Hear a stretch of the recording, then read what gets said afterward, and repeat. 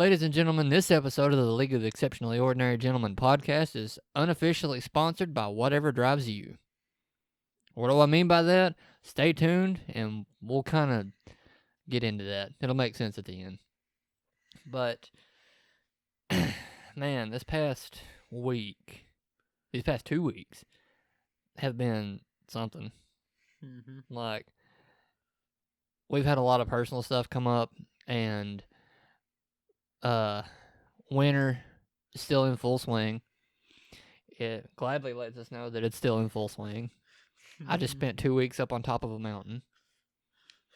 Which, I mean, it's fine with. My house is there, but I hate being cold, so I can't really enjoy it and go outside. Mm-hmm. Oh, yeah. So that sucked. No, I had my heat on 70 and was still getting cold. Yeah. Not fun. Not fun.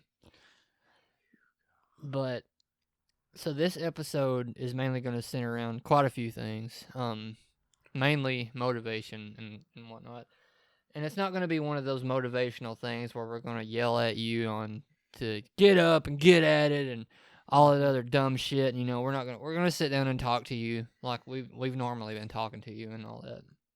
And motivation, yeah, it's one of those things that, like, I'm not going to lie, even with us doing everything that we do kind of struggle with it. Mm-hmm. And there's times where I don't have a lot of energy. There's times Oak doesn't have a lot of energy. And all that stuff. We fought our own battles with, like, mental health and everything and everything going on in our personal lives. But at the end of the day, we do have those things that drive us to do what we do and to be the best us that we can be. That no one ever was. I've never played Pokemon. I'm pretty sure I just offended a bunch of people right now, but that's fine. But yeah. I feel like the child made. I actually looked through old pictures and I found my room at Dad's, and it's like a tiny poster. I mean, it's probably slightly bigger than this, but it had all like 386 Pokemon on it that you got from buying Ruby and Sapphire. Like what happens when you bought it the day it came out. That's, but yeah, it's Pokemon is like Dad and I's big game we played together. Nice. But yeah, it's this episode is. I know we have a lot of jokes and we, a lot of funnies and whatnot, but this one is going to be more serious in terms of, like, tone and all that stuff. Because I'm sure a lot of you struggle with motivation, and it could stem from a lot of things. And we just really want you guys to know that you're not alone in that, because we struggle with it ourselves. And so we know. So what we wanted to do is we kind of wanted to talk about some of the things that drive us and what our motivations are, as well as kind of give our own advice on how you can stay motivated, not only if you're snowed in or if you're, there's something going on, but just at any time that you need to kind of ground yourself and take off. This episode is particularly for you. So, would you want to take it from here? I talk too much. I'm so sorry. Oh, no. You're fine. I mean, I'm just gonna chat someone's ear off, Yeah. But I don't know. I mean, it's something because especially and I really hope it's changed because people grow up. But like when I grew up, it was like really something a lot of people didn't talk about, and it's so it's something I try to be a lot more open with, and I know everybody like wants people to remember, I mean, I would love for my nephews to remember me as the perfect uncle who had no flaws, but the truth is, I'm not that person, and like actually Saturday there was like some big thing about like this upcoming movie of mine, and up until we just started recording this podcast, I was feeling kind of off, and I'll talk about that a bit, or once we start talking about motivations and stuff, about I guess kind of reigniting that fire, giving something a second win, or in this film's case, like a fourth or fifth win. Yeah. By this point, I'm just like waving. I'm like, just like, yeah, yeah. But anyhow, yeah. And I say, or making jokes and stuff.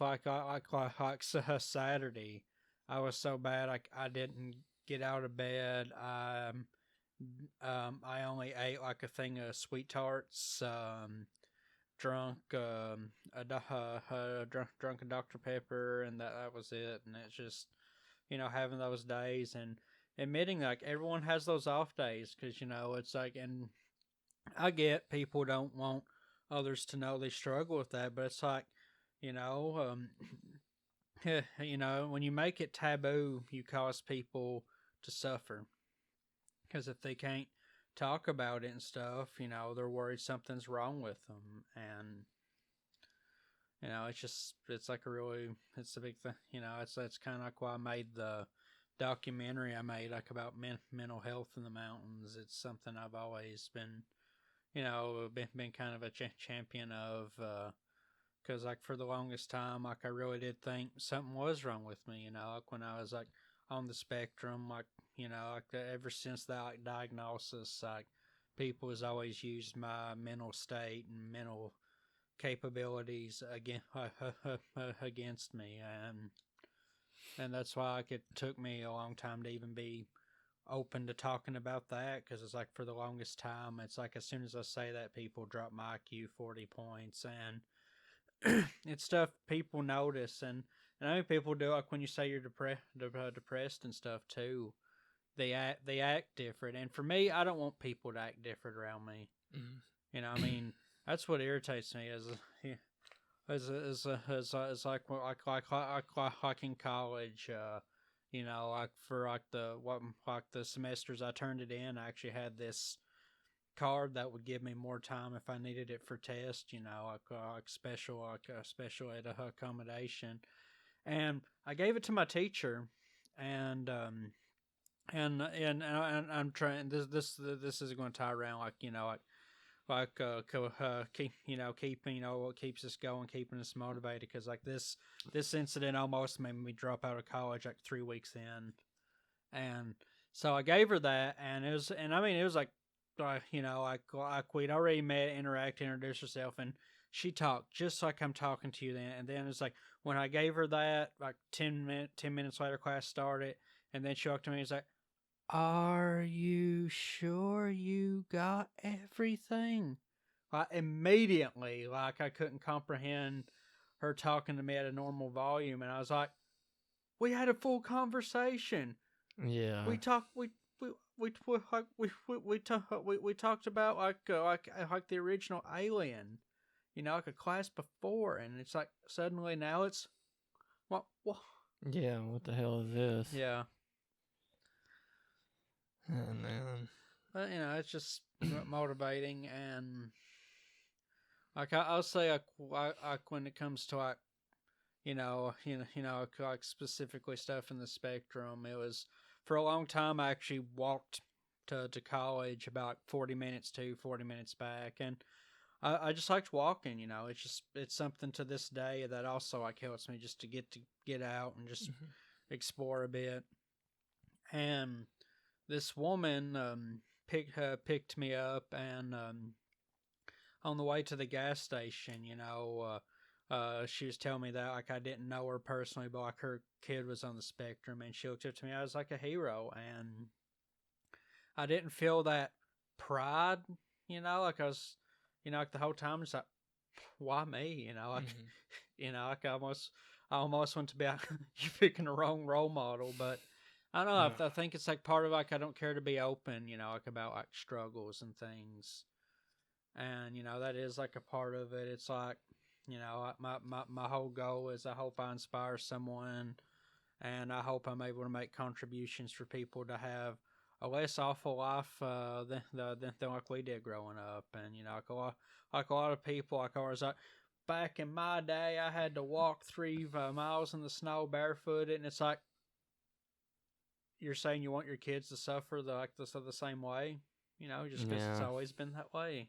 But That was a kind of many tangents to, just. No, I mean, I feel it. I feel it. I don't.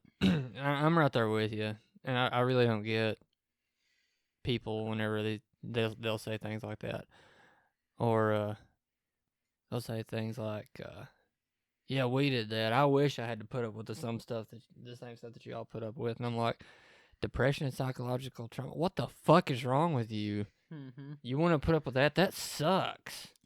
And like, that does eat at you. It really does. But at the same time, like, throughout life, one thing that I have learned, especially really, it kind of stemmed from like not really knowing a whole lot about mental health growing up. I didn't really look into it. Then as I got older and started to work in the mental health field, you start to notice a few things because like when you start working it, you have to identify um, with all of these facets of mental health, and you'll look at things like depression, you'll look at things like anxiety or post-traumatic stress disorder and things like that, and you'll start noticing a few things, and I'm like,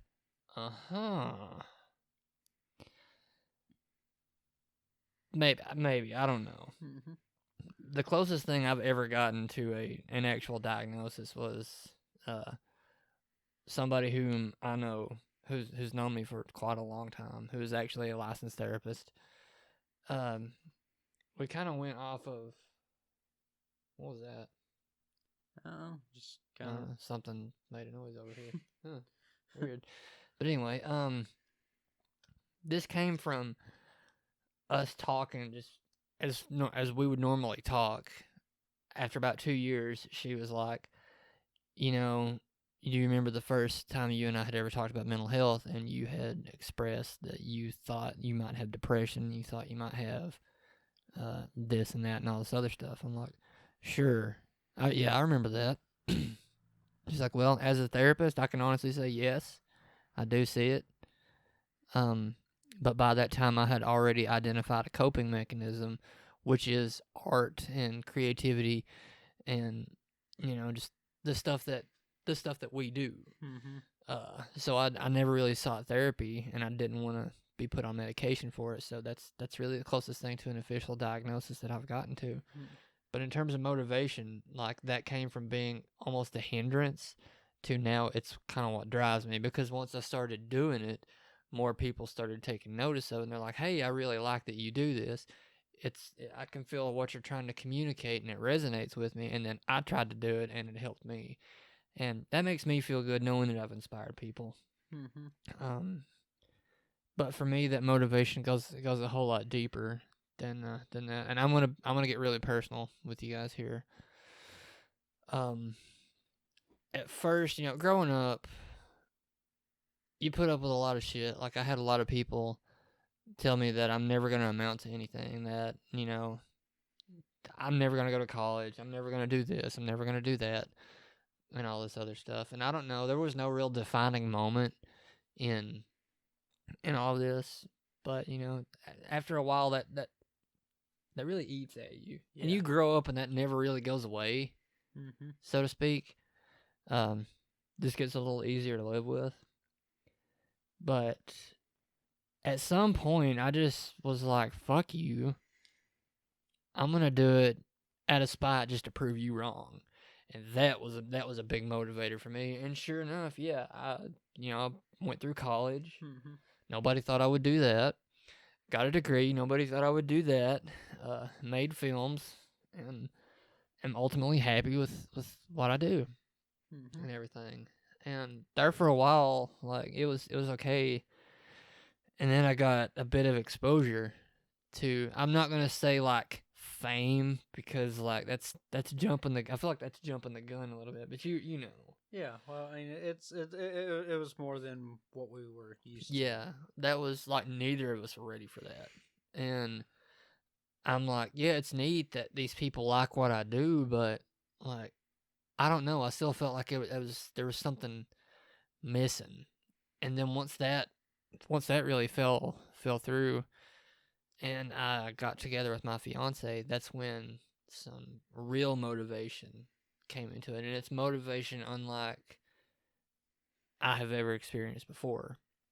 So, about my fiance, she has a lot of very serious health issues, and for a while I actually lived, excuse me, I lived with her and her family, and she's hospitalized a lot, and up where she's at, I know that she was, yeah, I had known that she was not treated well by certain medical practitioners, but it takes on a whole new meaning and a whole new just everything whenever you're there and you witness it personally. The only way I could describe it, and I'm pretty sure that somebody's gonna be like, "Oh, well, look at you, big macho," but trust me, there's no macho in all of this. This has everything to do with you're a doctor. Do your fucking job. If I could have smacked the absolute fuck out of a bunch of people this day, I would have. You know, they're they weren't treating her and everything, and they sent her home in, like, I would stay in the hospital with her. They would send her home in a condition that she did not need to be sent home in. Mm-hmm. And so, like, there we are. There was one particular night that we were laying in the bed, and she just starts bawling, and it's a different kind of cry than like, oh well, this just hurts a little bit, or I'm sad. It's like a mix of everything all in one coming out, and it is such a haunting cry that I don't know. I hope you never have to hear it, but when you hear it, you know. Mm-hmm. And that puts you in a position where I was completely helpless. I was completely powerless. I promised her that I'd be the best man that I could be for her, and here I am. There's nothing that I can do.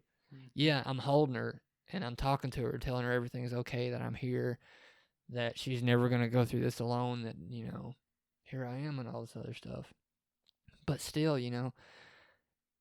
man, that hurt. That hurt me. Not that I was there, but to see her go through it and to know that this is like continually going on. And it was that moment that I really decided on what I wanted to do. That, that creative stuff that we have built, that acting, whether it's music or art or, whatever, the podcast even, she's at the heart of literally everything that I do. I want to give as much awareness and as much attention to causes like pancreatic pancreatic diseases or rare diseases or the disabled community or mental health and all this other stuff. This is what I want to do regardless of how I do it. And like I said, that's a motivation unlike anything I've never ever experienced. Like, this has really got me up and had me doing stuff that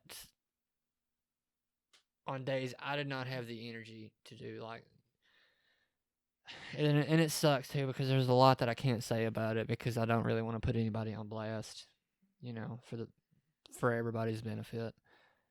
But I'm pretty sure everybody can relate to this and stuff. Like, maybe it's like you hate your job, or maybe you don't feel like dealing with people, or you just really depressed or whatnot. With her being my main motivation, I don't give a fuck how bad I feel. I don't give a fuck how worn down to the bone that I am. I will get my ass out of bed and I will go do stuff, like go to work and, maybe even get up and, not that this isn't fun, but sometimes you have no juice. Yeah. get up and do this and all this other stuff, because I know that, like, without actively taking steps to reach your goal, you're never going to reach your goal. So, yeah, just that drive, finding that drive is very important, and be stubborn, hold on to it. Don't let anybody talk you out of it. Don't listen to anybody. If anybody tells you that you're never going to make it, I mean, if you want to look at them and say, fuck you, then go ahead. I mean, sometimes doing that is actually very pleasing. I'm not going to lie. By the way, I'm not responsible if they punch you. But, I mean, yeah, be stubborn.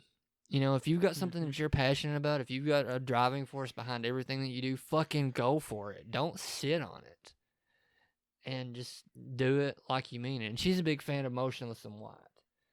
And I think I stated this in one of the, it was Adam's, it was last episode. Let's talk about Adam. Motionless in White has a song called 570, and there is a line in that song that says, if you mean it, you'll make it. And I'm a wholehearted believer in that line right there. If you truly mean what you're going to do, you're going to make it, and you're going to do well, because you're going to add 100% of you, and then some.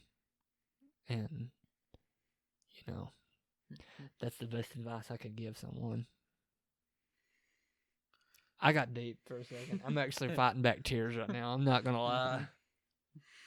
And I mean, it's just like it's definitely been quite a week, and I mean, like you're saying, like the energy.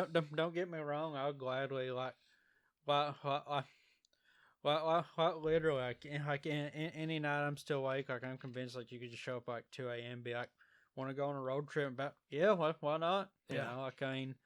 I'm always down to I'm always down to do it. It's just like, I mean, before we had our big conversation about the movie, like it's like that drive. It was like that drive, and I know it's, you know, I told a lot of people it's kind of silly, you know, like like a lot of people's going to think it's silly for me to talk about a movie this way, but it's like, for the past few years, like it's been in production since November 2018, and it's February 2021. That's quite a while to be working on this movie. You know, I didn't work on it all the time. I had jobs and stuff, but you know, it's for a while it became my drive, and I went through like so much has changed. You know. My uncle, two of my aunts, both, you know, well, I mean, all three huge fans of my work. Like, always talk to me about it. Bought my, some of the few people who bought my artwork. They all three passed away. I had a friend I went to school with, and I mean, not best friends, but I mean, we had this after-hour reading group, and we chit-chatted a lot. Then, you know, it was pretty cool, and he actually got shot and killed, and it's just like they just kept coming, and like there's in the past year there's like 13 people that I knew, 13 people that I've, you know, seen around, that we've talked, they've come up and visited my mom, they've sat in my living room, you know, they're gone, and just kept driving myself, pushing myself through this film, pushing myself, and I had a lot of personal issues, and you know, I could just kept getting worse. I mean, you know, and you know, and I mean, I'm somebody like I'll try to joke, like I'll joke about things, you know, like they're actually, I think one of the highlights was we got hit. One of the lead actor and I got hit by an ambulance going at 80 miles an hour. You know, they ran a red light and just plowed into us. And so I'm calling people, you know, and it was it'd been a while since I've been in a car crash. I tend to avoid those when I can, you know. But you know, I'm just like, you know, I get out. You know, first I'm looking at them and I'm like, okay, no blood, we're good. And I get out and I'm like, okay, I can move, adrenaline, and walk over and I'm like, oh my god, the front side of the car is smashed. And so I'm calling people. I'm calling, asking for mechanics. Like that's how not for help, not for Yeah. anything. And I won't say who, but I called someone. I'm like, hey, we've been in a wreck. Everything's fine. Can you get a hold of my brother? I might need him to fix my car because my brother's like one of the best mechanics I've ever met. Mm-hmm. And they're like, you were in a wreck? Yeah, call an ambulance. I'm like, ambulance is here. That's kind of the problem right now. you know, don't worry. Don't worry. They're getting a 5-star review. They were there immediately as soon as the accident happened. you know, but no, for anyone wondering, no, they did not give us a ride to the hospital or anything. They were not very ambulancey that day. Yeah. but anyhow, it's just like I went through all that, all these struggles, all these mental health, and I'll admit I had very, very dark thoughts, and I was in a dark place. And it was like the month of December. By the end of that, I was so drained. I pushed through January. Some of the main actor had to go back home. I pushed through that, and then by February, almost like, and I guess it's also why it's kind of emotional because it's kind of like the year anniversary of like a lot of stuff, you know. But yeah, like a year ago, I was just somehow I was back drained.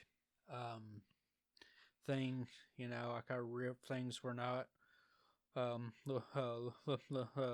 looking that good, and then Eli moved back here, and it kind of gave us that second wind, and we were able to film so much stuff that just through all the production issues, I don't want to devote the entire podcast to like every single thing that went wrong, but like we were finally able to nail a lot of stuff, and we looked at it, and then there was some more recent controversy, and all I can say is it was about someone who's in the film and in a role they played, and I had to make a pretty hard decision to postpone indefinitely the film. That was what I decided to do. The role. The role they were making made someone feel uncomfortable, and that's all I'm going to get into, just because I really But anyhow, I made that decision, and there's a thing as a director, because and kind of about earlier, like I'm like, yeah, I wish I had to worry about social media. This is how that backfires horribly. Okay, like I've been worried sick about someone who's also very close to me. Not personal. Not gonna name drop people, but like I actually had like a real bad nightmare, and my nightmares are usually super realistic. And so I woke up in a cold sweat, and everything was already blowing up on social media, and people were confronting me, demanding me like, what are you gonna do about the movie? What are you gonna do about the movie? And at the time, I made that, yeah, this is probably going to have to be shelved. This is something $6,000, 3 years worth of production. I mean, there's a couple nights I spent like a solid day editing things, and I knew that, but I didn't want to let that know. I didn't want to let the world know before I let the cast, because as a director, I'm trusting, people like this guy. I'm trusting musicians. I'm trusting the people. I take their time, use their talents, and try to craft it. And so I'm like, they need to know before anyone else. And so I was like, I'm looking into it. And there was a couple people that I was like, that wasn't good enough. I just like what a frenzy is. And but anyhow, I did that, and then that's just when things really, really fell apart. And actually, Eli here was the first one that, like, when I mentioned what was going on, because like he's like, I'm here if you want to reshoot, and it's kind of going through like the stage where I'm like, oh, I don't know, because I'm like, because I mean this film like has just been this emotional. It's been like this. it's been like this thing I have to conquer, and I was like, I don't know, going back into that, going back into a lot of things, because I mean, it's not, everyone's probably picturing like a Hollywood production, like there's me, there's the big cinema camera, the PAs and stuff. And I was like, no, it's a group of friends with a camera, a tripod, a microphone, dealing with a lot of mental health issues, with the cast family, dealing with like substance abuse and stuff like that. I mean, it's not, if you've ever seen a behind the scenes video of like one of my films, it's not professional. People call it professional. I don't call it professional. But anyhow, it's like I don't know about going into that, but we had a conversation today. I contacted the actors, and we're actually going to reshoot a huge portion of the movie, and I don't know, it could kind of be like the ambulance, the adrenaline, but it's like with you here, like I'm feeling excited, I'm feeling like we're going to get through this, and trust that you can ask any of the cast, like when you were in like when you had moved, like the longer we decided we had more to film, I was like a constant anxious wreck. Mm-hmm. And I mean, there was times when they would come to get me, and I wouldn't be able to get out of bed. I would just lay there, and I mean, I couldn't get out of bed. You couldn't have made me, And so that's the thing. It's kind of silly, like for a film to draw it. It's just like there's so much, and I'm very, very so sad to say one of the people who helped with videography is no longer in this world. He passed, and so it's just something, and it's like something I'm still wondering, because it's like I want to show his material in the movie, but if anyone knows closer to the controversy, there's reasons I can't, and it just said stuff like that, and I'm just I don't know, like I want to honor people who did that. This guy trusted me enough to come up here, drive 40 minutes to meet with me, help film stuff for my movie. I owe them that, and that's something as a director I stand by my cast. I stand, like I have often said that I would not ask anyone to do anything in my movies that I myself would not do, and they'll tell you, like for one of my more popular things, the Walking Dead fan film, I chugged the stage blood from her Marsha, which tastes just like how dish soap smells. Get you a bottle, it tastes just like that, and it has a lot more bitterness to it. For the shot of me like spitting out blood, and it was like this bloody smoke, I took a hit from a vape pen, and I chugged that, and so it's like I ruined that guy's vape, by the way. Like, I mean, I got like where I was like spitting blood out, like blood just got in it. Yeah, I sacrificed a vape pen and that, and it looks cool. There's like the blood cloud like coming out that way, blood Mm-hmm. pouring down my mouth. But yeah, that's by far one of the most excruciating thing, and I did that 3 times. Mm-hmm. But anyhow, no, it's I care so much about people, in these movies, that I'm willing to do it, and they're willing to reshoot. I'm willing to reshoot. That's just how it is, and we have so much fun, and it's something that now, I can come at. Now I know what scenes we're going to get. They're not going to be the same. Unfortunately, if like 5 of you who've seen the rough cut is watching this podcast, you're not going to be watching the same film by the end of it. I can guarantee you that. It's kind of like her Marsha. Like, if anytime I have to redo something, we do it different. Yeah. But I know one thing. Like, I know for a fact that I'm going to have a good time making it, and I owe it to all these to you and all these people. Can I name drop people? Sure. Yeah, Al, Sparrow, AJ, Savannah. All these people that have been there for me, and like it's like these people I know I know I'm going to be okay, and there's actually this really good musician.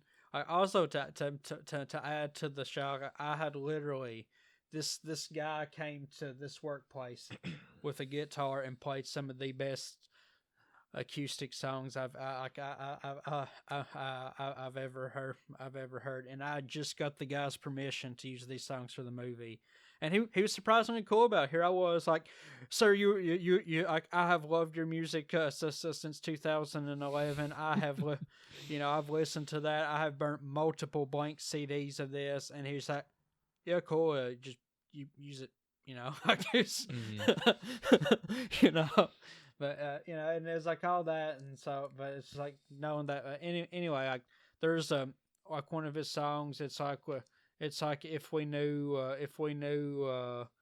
it's like if we knew what it took to get here, would we still do what we still do? And I mean that's, and knowing that I have the support, I'm still, I'm willing to go back through it. Definitely. And I could say the same thing with my fiance and all that stuff, and just not just with her, but just with everything that we do. And like, if it was mine to do over, I'd do all the exact same stuff over again. Like, the destination is great and all that stuff, and like the goal that you want to achieve, that's great and all that other stuff. But there's also nothing wrong with the ride to it. It may be hard. It's, I'm not going to lie to you. But at the same time, in the end, it's all worth it. Mm-hmm. It's very much all worth it. Just don't give up. Don't let anybody stick a finger in your face and say you're not good enough. Mm-hmm. You can do it. Like, we believe in you. That's like, aside from having our own personal goals and stuff and what we want to do, it really feeds into what we do here. Yeah. Like, we want to give a voice to you guys, the smaller, lesser known gyms. And you might be thinking about yourself, I'm not a gym. Yes, you are. You do your own stuff, you do it your own way, and it's unique. It's your gym. And it's like for everyone, like it always, I mean, I say this like as an artist, you will never be completely satisfied with what you did. And I do want to say, my films, I love slasher movies. That's what I grew up on. That's what inspired me to make movies, was watching the behind the scenes of Rob Zombie's Halloween. Like how they did these blood effects, and actually a bonus cool story for everyone who grew up in like the days of like portable DVD players. Being the cool kids. I actually saw that movie. It was the bootleg rip. Like it wouldn't, like I think it had just like hit theaters, but it was like this. It was like a bootleg work print, because like it has like some. I think it's like the Dawn of the Dead remake soundtrack like in it and stuff. Just like placeholder songs. Mm-hmm. But anyhow, this kid sold it to me for $5, and it was this burnt DVD. They just had Halloween. And so that's how I saw it. And then, of course, a couple years later, I got the actual DVD. But yeah, I was like watching. That's what inspired me. And I stay out. My films are for entertainment. I want to entertain people, and that was part of like when I had to think about myself. Like, and I mean, you you can ask this guy. It was literally just mixing some sound, filming the last bit of dialogue, like going meeting one of the actresses this coming weekend, filming the last bit of dialogue, and the movie would have been done, and I had to make a choice to shelf that, or somebody who could have been offended by something that could really hurt somebody, and I made my choice, and I make that for anyone, any reason. Like I don't, that's why I tell people, if you're squeamish, watch my documentaries. I make stuff. I make stuff for people, and I can say that like what you're saying, people, like I'm not a gym. You know, um, actually, can you? It's just right that camera. Yeah, this is an old state of the art Canon Handycam. Uh, it's like, what were these, like 720 by 480? I think so. Yeah, this was like what I filmed a lot of stuff, and I mean exactly like this. Bracing myself. The quality isn't the greatest at all. Um, I did stuff so raw, like I mean, literally I would follow people around, huge tilts, camera shaky, like but I made it to make films, and that's, like I just kept getting better, I'm like, and I'm like, okay, what sucked the most about this movie? And I'm like, the sound, you can barely hear what people say, and so I invested in a mic, and then I'm like, I need something that's a bit better in low light, that's not, doesn't turn everything into a pixelated 70s found footage mess, and then I'm like, okay, and so yeah, you just get better, and you'll have this wild thing where you'll have like the best looking film you've ever shot, and you'll show it to people who's been there, because you'll build an audience. People will watch, and they be like, I kind of like the quality of your old camera a bit better. Yeah. Like, Yep. And, that's what you just keep doing it. And, like I always say, for me, it helps. I'm doing it for me first. I'm shooting this for me, like this helps me. I want to be able to create stuff, like, and you guys know, like I literally do it digital art. Like I'll spend hours on this digital art piece, but that looks good, and close it without saving it. I'm just like, yeah, that was cool. Like I just do stuff, and then like when I get people on board, like I'm like, all right, let's see what let's see what I can do, and I guess that's why I can never turn, I will never turn any of my films to a professional. You have to say it this way. We have to do it this way.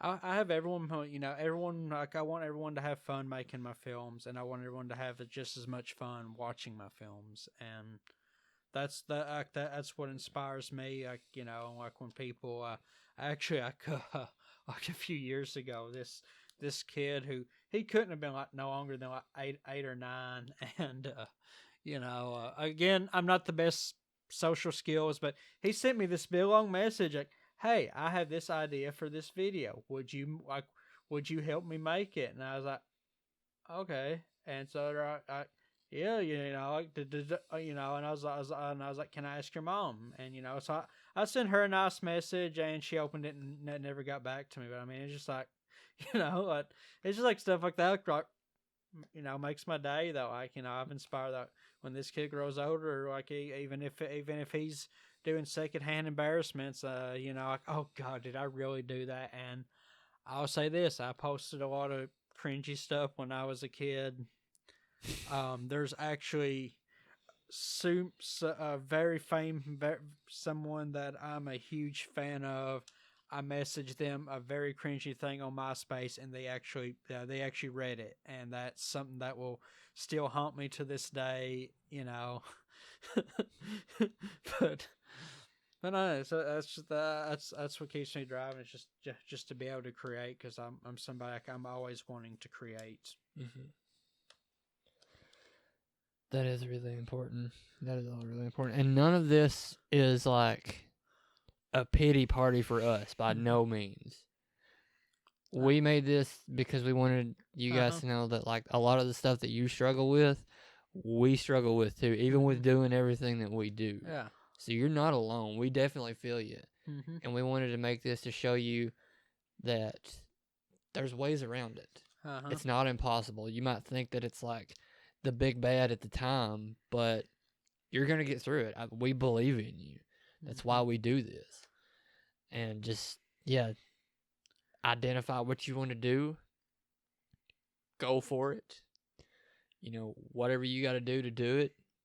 Do it. Actively take steps to do that.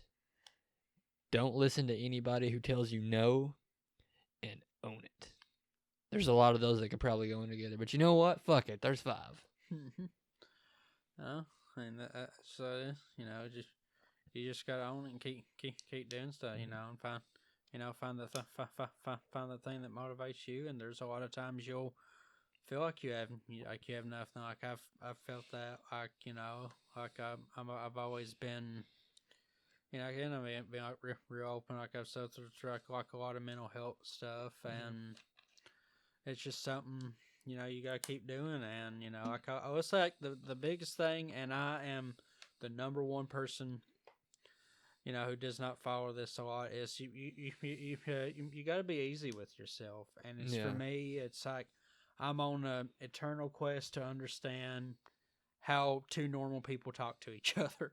Like that's my goal. And I mean, it's like stuff, you know, and it's like I look at things, and like, well, I always tell people, I'm like, if I've ever done something to hurt you, please let me know. Like, I mean, that's, you know, and I mean, it's like, and because it's like stuff I look at a few years ago. I'm like, I wish I had done that completely different. I wish I had done this, you know. And it's just like I work to try and improve and be the best thing possible. And, you know, like when I'm not, and, you know, like I know I just did a big spill. Like, I do this for me. I do this for my cast. I do it because of these bonds, but I also do it for like the people looking up to me. Like I said, I've got two nephews, and, you know, and you know, I can even think of that. Like I got 2 little guys that think of me as a role model is oddly satisfying and terrifying at the same time. You know, but it's like something I gotta, you know, I try to be, you know, I try to be open. And I will say, like, a lot of the times when I really did, you know, like, I'll actually, you know, something, you know, it's like when I made the Somber Night series, and I made her Marsha. Um, each time I kept thinking this film might be my last one. Like, this could be it. Like, things just kept getting so dark, you know. And now I look at that and I'm like, I'm so thankful I kept going. And it's because also I'm a very sentimental person. I will look at old pictures, you know, because I like to, you know, even people like that I don't talk to anymore. I like to think back, you know, I can, you know, remember them. And I will say part of the thing that helped push me towards this thing of self improvement was actually 2014, and it was during our summer. Um, you know, we had this photography project, and I went to where I grew up, this old holler, 20 people, and I walked down it with my nephew. So my nephew and I were just walking down this old dirt road, and he asked me stuff like about my stepdad who passed when he was a baby, and he started asking me about things that, like how things were different. And I remember the exact thing. There's like this old farm, and there's this 1950s truck that has not moved an inch since I was younger than he was during this memory. You know, like it's been there. Grass is wrapped around. I mean, you know, the wheels are gone. Like it's, but but but anyways, we were walking, and we were walking past the truck, and there's the gates, and I kept trying to look over the truck to see if the gates open. He's like, "What are you doing?" And I was like, "Oh, I'm sorry, that's no," I was like, "Oh, I'm sorry, that's something from long ago." And he's like, "What?" And I was like, "Well, you see, when I was your age, there was this mean, tiny little dog, I don't know the saying. It's like a big like a fluffy thing with the pug with the long ears. I probably just butchered that. Is it a Pomeranian?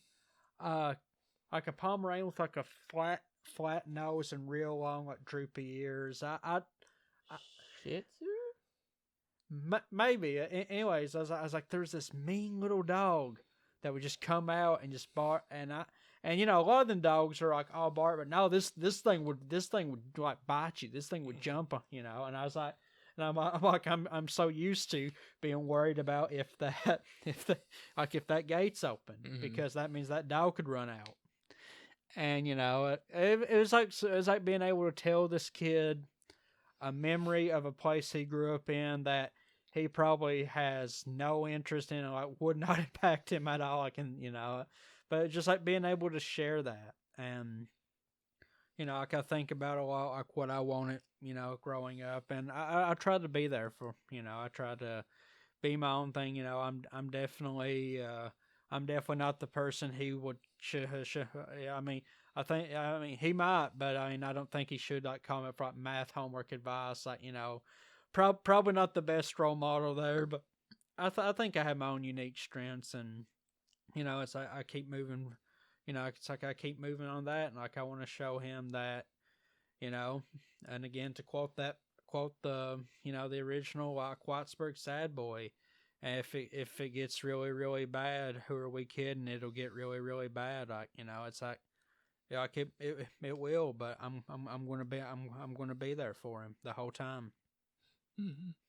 And when it does get really really bad, there is not a damn thing wrong with asking for help. If you can't get through it alone, ask your friends. Friends, listen to your friends. Or like if you see a therapist, talk to your therapist and all that stuff. Fuck, talk to us. This is what we do. Yeah. Like, there's not a thing wrong with that, and there's no shame in it. Like, yeah. There's been times when some of my friends, like even within like the past year, that like have reached out to me. They're like, "Hey, I haven't heard from you in a while. How are you doing?"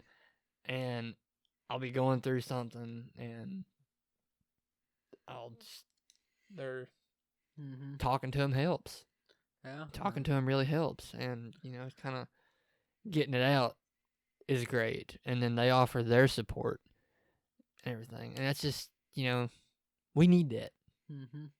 We need that, and that's something that not a lot of people, I guess, are willing to do nowadays. They're just like they feel like they need to be strong. Yeah. They need to do this. They need to do that in this time frame and all this other stuff. And I'm here to tell you, like, there's nothing wrong with asking for a little help, like getting to your destination. And there's nothing wrong with taking some time in getting to that destination. Enjoy the ride. Not a thing wrong at all. I mean, and that's like part of what the saying is normalizing, because I grew up like a lot of the things I learned from school, things teachers have told me, higher ups, is if you can't beat this on your own, you don't deserve to beat it, and that is the biggest load of bull you will ever hear in your life. Oh, agreed like with that, because it's something. It's like all it's again, it's making like it's trying to make it taboo, and and like whereas people are more open, things would be a lot better. And that's actually like something something that's always going to be over my shadow and stuff is the relative I'm named after. 40 years before I was ever born, probably longer, he took his own life. And it's something I've grown up and like I've heard like the struggles he's had, but I hear like so many nice things, and that's good. Like I'm really really glad that he still looked on that fondly, and you can kind of feel that love he gave people. But like also I'm like, like, I'll never get to meet this person. I'll never hear his voice. I'll never know the way he walked in the room. I'll never know his mannerisms, Mm-hmm. and it's something, it's something I do think about a lot, and that's something, it's just, and I can, and like and I know that's and I really hope I didn't make things like extra dark, but I will No. say like the thing that shows me that this thing is going to change, things are going to keep getting better. I'd say in a generation or two, there's going to be a massive improvement from this, because already when people talk about him, talk about they're like, he lived in the time before we knew what that was, and that's like wow, that's it's tragic, that's horrible. I mean, that really breaks my heart. Like that, the key word was a time before that. Meaning now people know Mm-hmm. people, you know, and that's the thing. That's the big thing, is always being aware and always being okay with that, being open about it. And that's why I got I tell people like whenever they because like I've had like a lot of heart to hearts with people. I've had a lot of heart to hearts with kids. I mean, I say kids like 14, 15, and I Mm-hmm. was like about 22 Mm-hmm. ish. Anyhow, above a high school age gap, and Mm-hmm. I had like these boys at the skate park start talking about heavy stuff, and Mm-hmm. I never talked to them again. I hope they're okay. Like I sincerely hope, like actually meant think of that. Like, I hope it's like being okay to talk to that about total strangers, and and like I will say, I can notice like they were kind of, one of them made, and I'm not going to repeat it. I don't want to get us demonetized. They said like a really really dark joke, and they were immediately looked over at me, because there I am, the stranger Mm-hmm. sitting there. I think was getting bird shots, or oh yeah, no, there's like these power lines at the skate park where everyone like ties and throws their shoe over. I was getting footage of that, and I was like, and I was looking, I was like, don't mind me though. I was actually pretty funny, and Mm-hmm. to showing that I'm okay, with some Mm-hmm. kids testing the waters. So, kids will be edgy, Yeah. like that's just who they are, and I don't know why I can think, thought about that of all things, that it's just I don't know, it's just like stuff, it's like a part of growing up here, and that's why I try to do my best. Like I don't care to talk to people about mental health, and I also at the same time, I know, and like, I know my own thing is I don't have a filter, so I'm like, you have to tell me if I say something that you don't want me to talk about and stuff. Please let me know. Like I mean, and and like I also think a big thing about stigma is people takes like basic human interactions, and they'll try to make them more than what they are. Like like if someone was here and I was there, that, and they're like, "Could you not talk about that?" I'm like, "Oh, I'm sorry," and I mean, like I'll be, Mm-hmm. I'll step back, I'll try to be quiet, I'll try to reflect, and then people be like, "Oh my, I didn't mean to hurt your feelings." I'm like, "No, that's Yeah. normal. Like, Yeah. trust me. If you hurt my feelings, I would let you know. And no, like that's why I keep telling people, like, it's okay. And like what I do is human, and I like that. I could be like something for like a whole other like a whole other podcast, is like people reading too much into it, because like I also admit I don't know much like about body language and stuff, and so I've had people tell me they've read my body language like as the complete opposite, or they're like, "Man, you look so angry," and it's just like me deep in thought. I won't tell them. I won't tell the full thing, but it's actually what I was talking about when it was you, me, and Casey filming, like how I was like with a group of friends, and they were talking about sports, and I just kind of zoned out. Mm-hmm. And then like when we all were like leaving Summit, they're, hey, Oakley, are you okay? And I'm like, what are you talking about? They're like, are you having a fun time? I'm like, yeah, no, I'm having a blast. They're like, you look so angry, and you were just staring. And what I was literally thinking about was like this message. Someone was like, if you think about it, Team Avatar invited the Earth King to Lake Laogai because I can Avatar the Last Airbender. That's how like this secret organization brainwashed people. Like the Earth King would like to invite you to Lake Laogai, and they're like, technically Team Avatar invited the Earth King to it, and that's legit what I was thinking. I'm like, huh? So they did, and like terrible now it's almost bad. I Yeah. mean, probably not like that, but I mean, like people. It was a note about, "Are you okay?" I'm like, yeah, not. Trust me. 9 times out of 10, if you're, man, there must be something going on in his mind. It's just it's pure wackiness. Like I mean, it's like Shiogura. It's like realm of madness, basically. Mm-hmm. Yeah, that's definitely another episode in and of itself. But I do think that is pretty well a good place to stop this one because I think I've pretty well said that both of us have pretty well said everything that we wanted to say. So yeah, just remember, like, motivation, it is hard, but it's not impossible to get to where you want to go. It's very much possible. You've got the support within us, you've got the support within your own community, but ultimately, you in and of yourself, you can do it. You truly can. Oh. And we really, whatever your path is, we really hope to cross paths with you soon. And then when you make it, we would love to see you there. Yeah. I always like stay motivated, find that thing, find that drive to have you. And again, like, seriously, take it easy on yourself, all right? Trust me, everyone has that. I think out of everything in my life that's beat me up, I've done it to myself the most. It's okay. Everyone thinks, oh God, what an idiot! You just screwed that whole thing up. And again, talking into reading into more things, there's times that I've hung out with people and I'm like, oh God, they hate me, and they're like excited to see me. And I'm like, what? But take care of yourself. All right, don't read into it. Trust me. That embarrassing thing you did, many years ago, you're probably the only one thinking about it, and that's just you really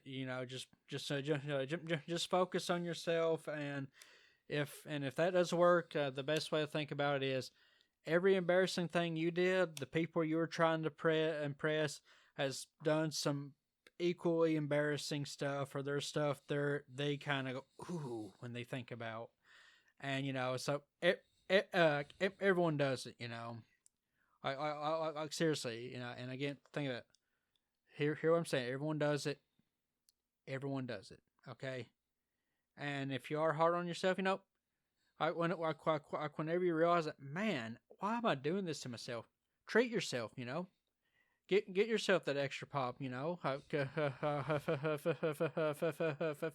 Fix you some comfort food, is you are human, and I think the way to end this, or this ramble in my brain just keeps. No, you're fine, man. You're fine. No, the best way to end it is, if you saw your best friend going through the same thing, would you offer them help? If you saw them thinking about themselves or doing to themselves what you're doing to yourselves, would you offer to help? And if so, treat yourself, all right? Take it easy on yourself, all right? I love you. You love you. And trust me, everyone's done stuff. They don't, things you can change. Everyone has these real negative feelings about them. It's natural. It is perfectly natural. And the sooner everyone is open with each other, the sooner people can really heal. Definitely. Very well spoken. Very well spoken. But thank you so much for watching this episode. If you would like to follow us on Twitter and Instagram, we're still kind of in the process of building those. We have a Facebook page, but we never use it because, let's face it, Facebook sucks. Yeah. I just made it to advertise Adam, and that's Yeah, like eventually memes, funnies, maybe behind the scenes photos from like yeah, stories we tell. But right now, it's just promoting Adam, and that's all it yeah, needs to do. or just being a placeholder because let's face it, Yeah, catfishing sucks. yeah. But yeah, if you would like to follow us, that's where you would do it. If you want to reach out to us, like to be featured as a guest, promote what you do, definitely let us know. Or if you might be going through some stuff and you would like to talk to us and get our advice on it, absolutely, we'd be glad to hear you out. Mm-hmm. Absolutely.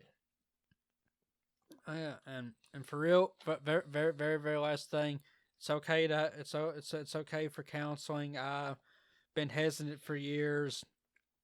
You know, grew up in a small town. Everyone knows everyone. That kind of worried me. Found this amazing person from New York who hears about all these East Kentucky problems. It's really night and day difference. Absolutely. Love you guys, and if anyone's struggling, I hope you have the absolute best day of your life possible. Right on. But we're going to wrap this up. We will see you not this coming Friday, but the next Friday. I was getting ready to say next Friday. See, that's something I struggle with. Eli cannot get his shit together. But we'll see you guys then. Hope you guys have a good one and love you all much.